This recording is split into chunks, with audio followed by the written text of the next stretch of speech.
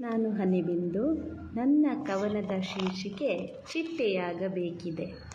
ಚಿಟ್ಟೆಯಾಗಬೇಕಿದೆ ಮೈಮನಗಳಿಂದು, ಅಟ್ಟದ ಮೇಲೆ ನಡೆಯುತ್ತಲಿ ಬೆಂದು, ಕಷ್ಟದ ಹಾದಿಯ ತುಳಿದು ನಿಂದು, ಬೆಟ್ಟದ ಹಾಗಿನ ಕಠಿಣ ಬದುಕ ಸಿಂಧು, ಮೊಟ್ಟೆಯ ಇಡುವ ಕೋಳಿಯ ತೆರದಿ, ಕೆಟ್ಟರೂ ಸರಿಪಡಿಸುತ್ತ ಭವ ಭರದಿ, ಸುಟ್ಟರೂ ಭಾವ ಅತ್ತಿತ್ತ ಮಂದಿ, ಜುಟ್ಟನು ಹಿಡಿದು ಜಗ್ಗಿದರು ಹಿಂಡಿ.